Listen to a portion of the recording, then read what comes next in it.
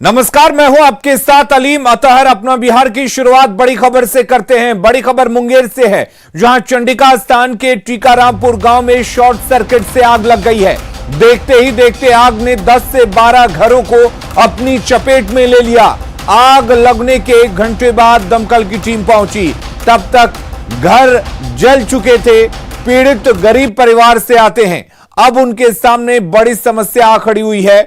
उनके सामने उनका आशियाना जलकर खाक हो चुका है और सर से छत अब गायब हो चुका है। ऐसे में सवाल यह है कि इन गरीबों का क्या होगा।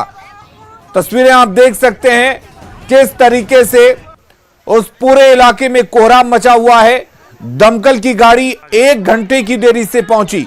अगर वक्त पर दमकल की गाड़ी पहुंचती तो शायद कुछ घरों को और घर के अंदर रखे सामान को बचाया जा सकता था। तार से घर में आग लगा, खाना बना रही थी गैस पे। गैस तेजी से बंद करके ये लोग निकल के भाग गया, हल्ला करने लगा। तब हम सब ग्रामीण सब मिल के आके सब सामान सब निकाले। कौन इलाका? ये मसान घाट है। कितने घर जल गए होंगे? लगभग 14 से 15 घर जल गया है। 14 दमकल आ गई है बुझाने के लिए? नहीं, अभी तक नहीं आई है। सर लगाया, वो बगल वाला घर से खाना बना रहा था, लग गया आराम से। सुधीर घर से। अच्छा, हम लोग सुतल थे आराम से। अच्छा, और हम लोग बुताने के लिए उसके घर पर गए। देखा चलो हम तो अपना घर छोड़ के उसी का घर को बुता रहे थे। अच्छा, हम अपना घर निकाले, कोई सामान मेरा नहीं निकला। अच्छा, मेरा गाड़ी घोड़ा फला गाय माल क्या जला नहीं, हमको कोई बेहोश है। कितने मकान जल गए होंगे? कम से कम सर 10 घर से ज्यादा जल होगा। और अरुण हमारे साथ जुड़े हुए हैं। अरुण, दमकल की गाड़ी देर से पहुंची और शायद यही वजह है कि यहां पर जो घर आग की चपेट में थे वो पूरी तरह से जलकर खाक हो गए। लेकिन सवाल यह है कि इन गरीबों का क्या प्रशासन की तरफ से इनको कोई मदद मुहैया कराई जा रही है? आप जिस व्यक्ति चलिए एक बार फिर से अरुण से जुड़ने की कोशिश करेंगे, लेकिन आपको बता दें कि 10 से ज्यादा घरों में आग लगी है और ये सभी घर आग में जलकर खाक हो चुके हैं। आपको बता दें कि ये सभी घर गरीब परिवारों के हैं। ऐसे में उनके सामने बड़ी मुसीबत आन पड़ी है। रो रो कर बुरा हाल है। पूरे इलाके में गम का माहौल है, तबाही मची हुई है।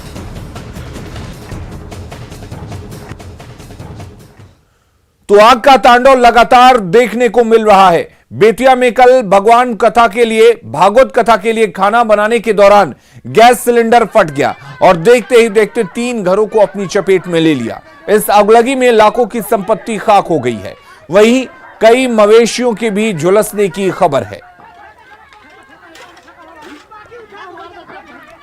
तो ये 2 तस्वीरें आप देख सकते हैं बेतिया में किस तरह से भागवत कथा के बाद श्रद्धालुओं के लिए खाना बन रहा था, उसी दौरान सिलेंडर फट जाता है और आग लग जाती है। वहीं दूसरी तस्वीर मुंगेर की है, जहां पर शॉर्ट सर्किट से आग लगती है और आग में दर्जनों घर जलकर खाक हो जाते हैं।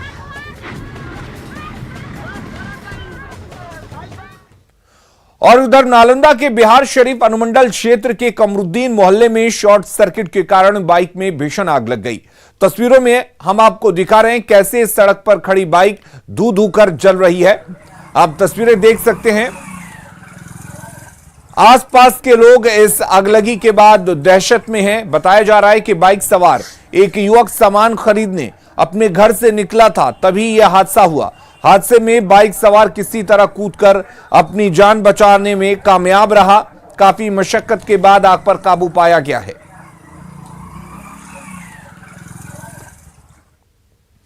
और वहीं मुंगेर में बड़े हादसों के बावजूद भी लोग सबक नहीं ले रहे हैं।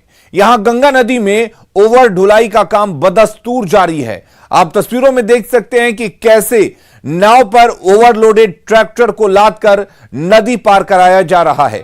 प्रशासन के नाक के नीचे खतरे को ग्रामीण न्योता दे रहे हैं, लेकिन प्रशासन कार्रवाई करने की जहमत नहीं उठाता।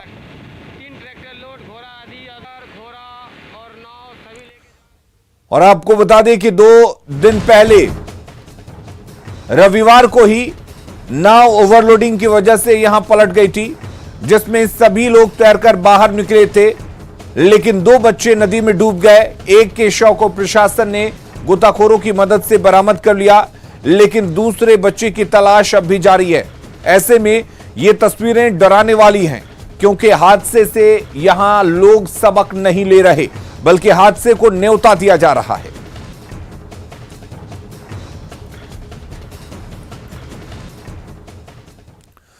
और अब बात कोरोना की, जिसकी दूसरी लहर बेहद खतरनाक हो चुकी है। आंकड़े अब डरावने ही नहीं बल्कि जानलेवा हो चुके हैं। ऐसे में बेहद सतर्क रहने की जरूरत है। कोविड प्रोटोकॉल का सख्ती से पालन करें ताकि आप और आपका परिवार सुरक्षित रह सके और कोरोना के खिलाफ इस दूसरी जंग में एक बार फिर हम जीत सकें। आवश्यक सूचना, कोरोना की दूसरी लहर बेहद तेज हो चुकी है। संक्रमितों की संख्या में लगातार बढ़ोतरी से स्थिति भयावह होती जा रही है। अपने दूसरे अटैक में कोरोना लोगों पर जानलेवा प्रहार कर रहा है और बिहार हो या झारखंड, कोरोना से मरने वाले मरीजों का आंकड़ा लगातार बढ़ रहा है। सरकार अलर्ट है। लोगों से लगातार अपील की जा रही है कि वो कोविड प्रोटोकॉल का पालन करें, जिससे कि कोरोना की तेज रफ्तार पर ब्रेक लगाई जा सके। लेकिन अभी भी कई जगहों से लापरवाही की तस्वीर सामने आ रही है। न्यूज़ 18 एक बार फिर आपसे अपील करता है कि नियमों का पालन करें, भीड़ भाड़ से बचें, उन्हें जागरूक करें जो लापरवाही बरत रहे हैं, क्योंकि जान है तो जहान है। और उधर पटना एम्स से बड़ी खबर आ रही है। पटना एम्स में 2 और मरीजों की मौत हो गई है। पटना एम्स में कोरोना के 112 मरीज भर्ती हैं और अभी एम्स में 110 बेड की क्षमता है। नोडल ऑफिसर डॉक्टर संजीव ने पुष्टि की है। तो किस कदर बिहार में कोरोना की रफ्तार डरावनी हो चुकी है, ये आप समझ सकते हैं। आपको बता दें कि 2 और मरीजों के मौत की खबर है। पटना एम्स में 2 मरीजों की मौत हो गई है और लगातार न सिर्फ कोरोना संक्रमितों का आंकड़ा बढ़ रहा है, बल्कि कोरोना से मरने वालों का आंकड़ा भी लगातार बढ़ता जा रहा है। और उधर पीएमसीएच में कोरोना से एक और मरीज की मौत हो गई है। कोरोना से मरने वालों का शव अब गुलाबी घाट भेजा जा रहा है। पहले आपको बता दें कि पीएमसीएच के बांस घाट भेजा जा रहा था और बांस घाट में शव जलाने के लिए जगह अब कम पड़ने लगे हैं और यही वजह है कि अब दूसरे घाटों पर शव को भेजा जा रहा है। 8 से 10 घंटे के इंतजार के बाद लोग अंतिम संस्कार करा पा रहे हैं।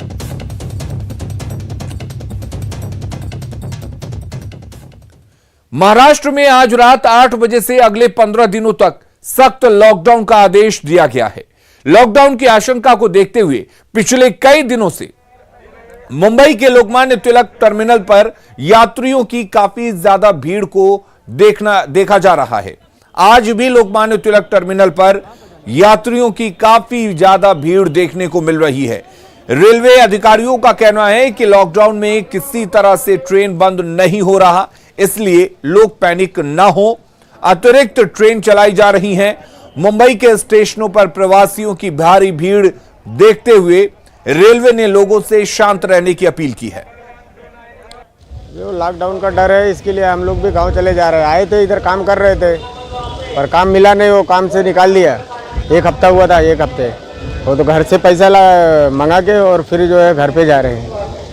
सबसे बड़ी बात तो ये भी है कि काम होता नहीं है। काम होगा तो पैसे देंगे, काम नहीं तो पैसे हम लोग को मिलते हैं। मालिक कह रहे आप लोग गाँव निकल जाओ। बोल रहे काम होगा तो पैसे मिलेंगे, नहीं होगा तो फिर नहीं मिलेंगे। तो फिर हम लोग को हाथ तो खड़ा कर दिया ना उसने, मालिक ने हाथ तो सीधा बोल रहा है कि पैसे मिलेंगे नहीं, तो फिर हम लोग को जाने के अलावा चारा दूसरा है ही नहीं। और इन सब के बीच वित्त मंत्री का बड़ा बयान सामने आया है। वित्त मंत्री निर्मला सीतारमण ने बड़ा बयान दिया है और उन्होंने कहा है कि लॉकडाउन नहीं है समस्या का समाधान। आर्थिक गतिविधियों को नहीं कर सकते बंद। माइक्रो कंटेनमेंट के पक्ष में है वित्त मंत्री।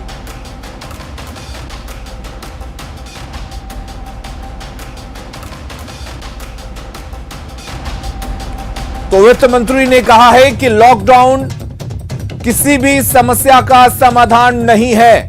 आर्थिक बंदी से कोरोना को खत्म नहीं किया जा सकता और आर्थिक गतिविधियों को बंद नहीं किया जा सकता। माइक्रो कंटेनमेंट के पक्ष में वित्त मंत्री सीतारमण है। यानी कि माइक्रो कंटेनमेंट जोन। जिन इलाकों में कोरोना का संक्रमण ज्यादा है उन इलाकों में गतिविधियों पर रोक लगाई जाए और उसके बाद कोरोना पर काबू पाया जाए। और अब बात जमीन पर गुंडों के कब्जे की। मधुबनी में रैयती जमीन को लेकर रात।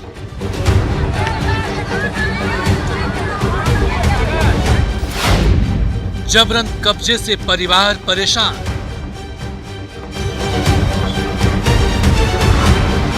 धमकी भी दिया जा रहा है, खतरा भी है, जो वहाँ जाएंगे क्या करेगा नहीं करेगा। इंटायर 10 बीघे का प्लॉट उस सारा रोटेन एकदम तोड़ ताड़ के धंसना। करना चाहता है कुछ अच्छा काम।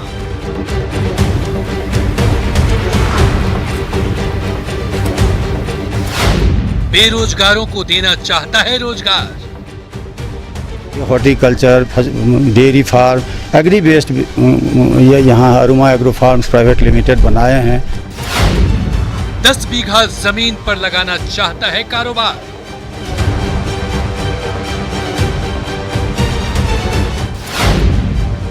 जमीन पर कब्जे को लेकर हो रहा बवाल।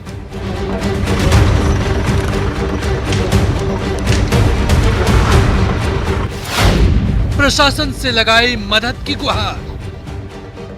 एसपी साहब से भी मिले हैं, वो भी बोले हैं जो हम लोग कर रहे हैं कार्रवाई। गुंडे राह में बिछा रहे कांटा। बाहर से आकर के इस तरह की परेशानी अगर झेलनी पड़ेगी किसी को तो नहीं लगता कि आगे कोई भी ऐसे अपनी नौकरी छोड़कर वापस इन्वेस्ट करना चाहेगा। गुंडों से जमीन छुड़ाओ।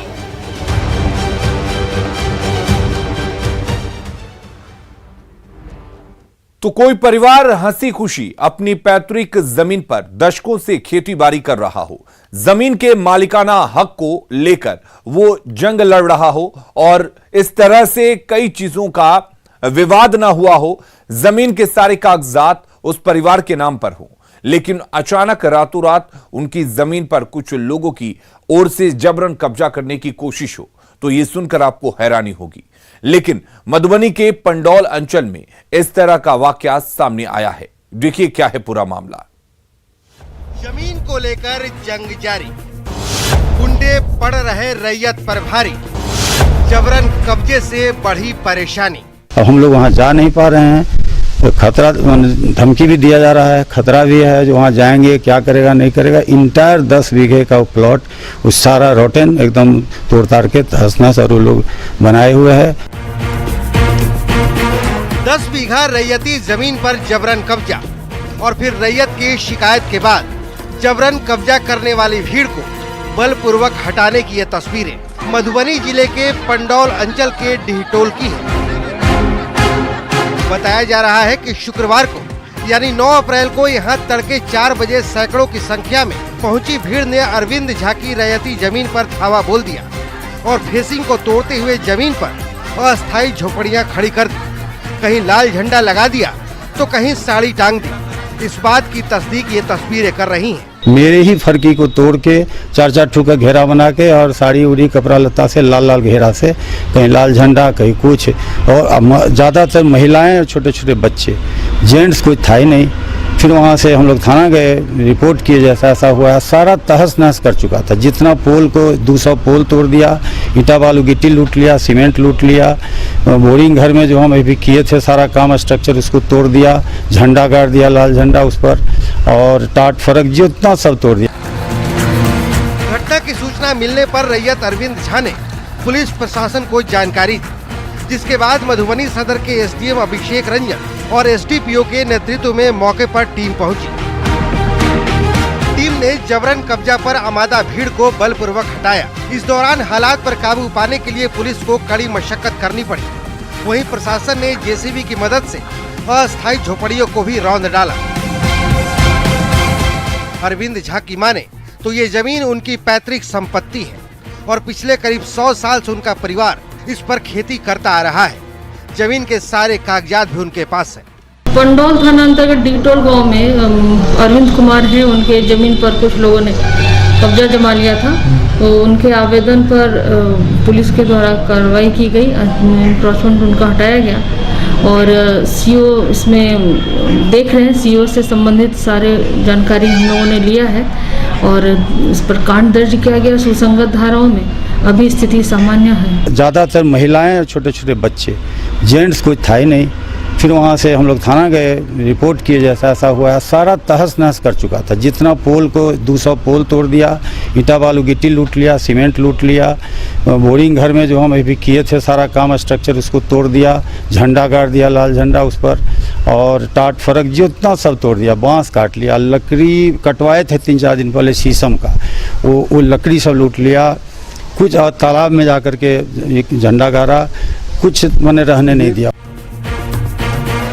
सही सुना आपने। इस जमीनी जंग की शुरुआत उस वक्त हुई जब पिछली बार कोरोना काल में अरविंद झा के बेटे गुड़गांव से अच्छी खासी नौकरी छोड़कर अपने पैतृक गांव लौटे थे और अपने पैतृक जमीन पर एग्रो इंडस्ट्रीज लगाने की योजना बनाई थी। ये उम्मीद थी कि जब प्रोसेसिंग यूनिट बैठेगा तो 50-100 लोगों तक हम लोगों को एम्प्लॉय कर सकते हैं, उनको रोजगार दे सकते हैं और एरिया भी डेवलप होगा। ये हमारा अपना कंट्रीब्यूशन होगा।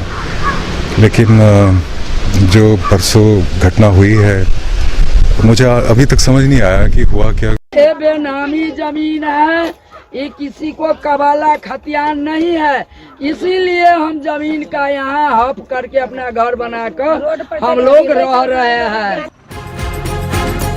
कौन सच बोल रहा है, कौन झूठ बोल रहा है, इस 10 बीघा जमीन की क्या हकीकत है, ये तो जमीन के कागजात की जांच के बाद ही पता चल पाएगा। फिलहाल परिवार डरा हुआ है, सहमा हुआ है, गांव के लिए कुछ अच्छा करना चाह रहा है, जिसमें लोकल गुंडे अड़ंगा डाल रहे हैं। इस कब्जे के पीछे क्या मकसद है, किन लोगों का हाथ है, ये सब कुछ ओझल है। पुलिस मामले की जांच कर रही है और परिवार प्रशासन की मदद की गुहार लगा रहा है। कह रहा है गुंडों से जमीन को छुड़ाओ। 18 के लिए मधुबनी से अमित रंजन की रिपोर्ट।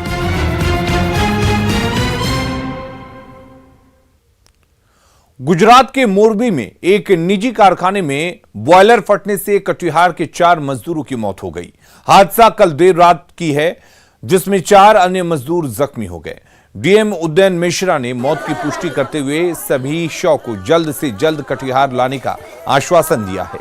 हादसे में मारे गए सभी मजदूर 19 से 25 साल के हैं और सभी एक ही गांव के रहने वाले हैं। घटना के बाद मोरबी गांव में मातम पसरा हुआ है।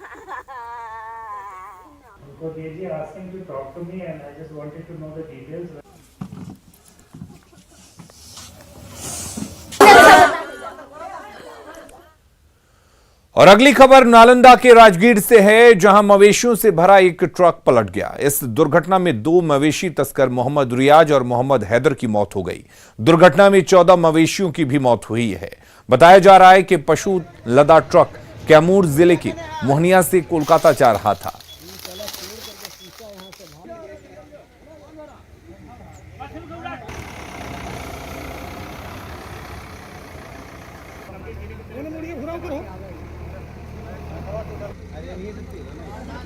तो मवेशियों से भरा हुआ यह ट्रक था जो दुर्घटनाग्रस्त हो गया। आपको बता दें कि 2 मवेशी तस्कर की मौत हो गई। दुर्घटना में 14 मवेशी भी मरे हैं। वहीं प्रशासन ने रेस्क्यू कर दूसरे मवेशियों को ट्रक से बाहर निकाला।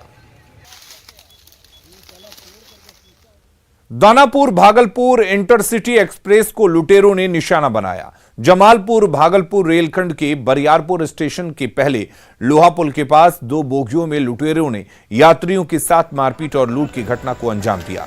रात में करीब 9:15 बजे परिया गांव के पास बदमाशों ने वैक्यूम कर गाड़ी रोक दिया और करीब 20 मिनट तक जमकर उत्पात मचाया। अपने नापाक मंसूबों को अंजाम देने के बाद सभी लुटेरे फरार हो गए। इस दौरान लुटेरों ने ट्रेन पर पथराव भी किया, जिसमें कई यात्री और जवानों को चोट लगी है। जाना कहाँ पे?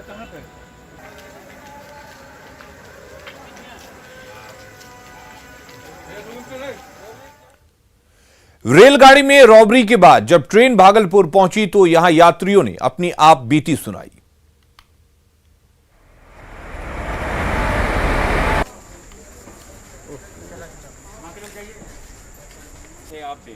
हम लोग तो सो रहे थे तो अचानक से एक आदमी चढ़ा, उसके हाथ में पिस्टल था और उसके पीछे एक आदमी था, तो वो दूसरे आदमी को बंदूक दिखा के बोल रहा था कि तुमको छोड़ेंगे नहीं, जान से मार देंगे।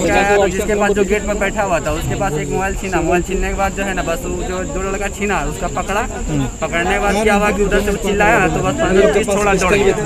किसी के पास सामान भी था, दौड़ने के बाद हथियार भी था। बिहार में कोरोना पीड़ित मरीजों की मौत का सिलसिला लगातार जारी है। मौत के आंकड़े लगातार बढ़ रहे हैं। कल पटना के कोविड डेडिकेटेड अस्पताल एनएमसीएच में पूर्व जवान की मौत हो गई थी। पूर्व जवान लखीसराय का रहने वाला था।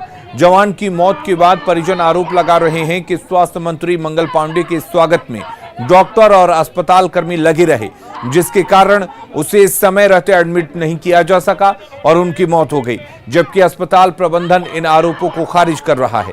अस्पताल प्रबंधन का कहना है कि मरीज की स्थिति पहले से ही बेहद खराब थी और अस्पताल आने के दौरान उसकी एम्बुलेंस में ही मौत हो गई थी।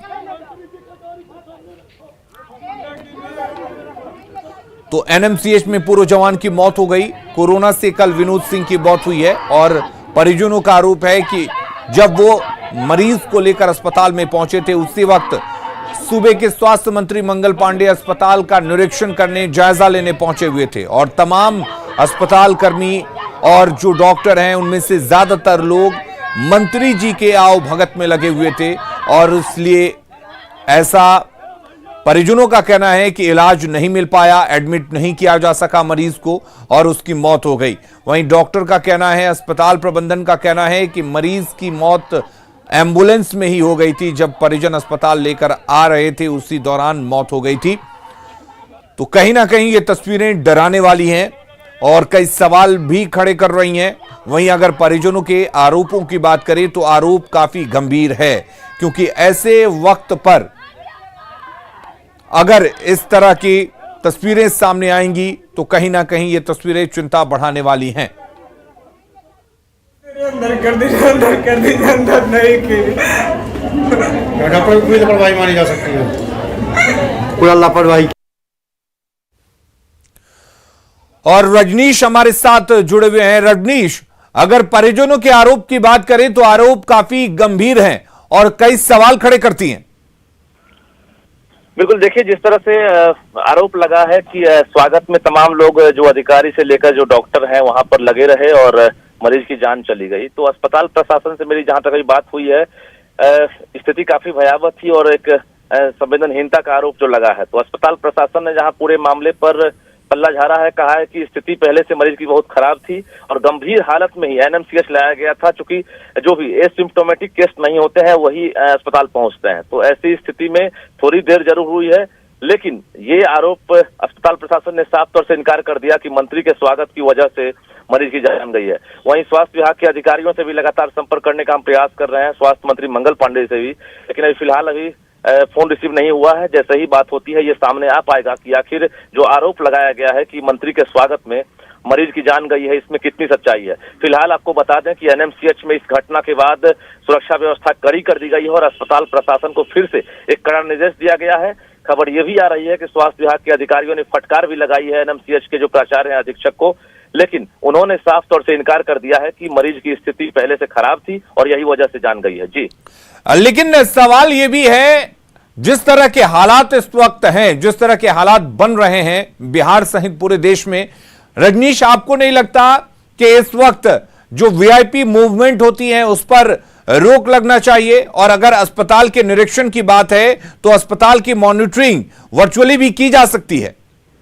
बिल्कुल, एक सही सवाल आपने किया है कि जो भी अधिकारी जाएं या फिर मंत्री जाएं, तो तमाम लोग अभी फिलहाल जो है निरीक्षण करने के लिए अभी टीम बनाए हैं। जिलाधिकारी के द्वारा भी टीम गठित की गई है। इसको लेकर जो प्रोटोकॉल है, फिलहाल अभी प्रोटोकॉल को ना देखते हुए कुछ अधिकारी जो साथ में होते हैं, जिनसे जानकारी अधिकारी या मंत्री ले सकते हैं, उन्हें ही साथ रहना चाहिए और प्रोटोकॉल का पालन करना बिल्कुल अभी सही नहीं है, क्योंकि जो मरीज हैं, जो अस्पताल की दहलीज बिल्कुल रजनीश, हम तस्वीरों में भी दिखा रहे हैं, 2 तस्वीरें हम अपने टीवी स्क्रीन पर आपको दिखा रहे हैं। दूसरी तस्वीर कल की है, जब मंगल पांडे अस्पताल में निरीक्षण करने पहुंचे थे और आप देख सकते हैं कि अगर अस्पताल प्रशासन इस बात से इनकार कर रहा है कि यहां पर किसी भी तरह का प्रोटोकॉल का फॉलो नहीं किया गया, पालन नहीं किया गया, तो यह गलत है। आसपास कई डॉक्टर्स, कई अस्पताल कर्मी साफ देखे जा सकते हैं और वहीं परिजनों का आरोप भी कहीं ना कहीं इन तस्वीरों को पुख्ता करता है। और अपना बिहार के इस बुलेटिन में फिलहाल के लिए इतना ही। आगे देखिए झारखंड की खबरें जोहार झारखंड में।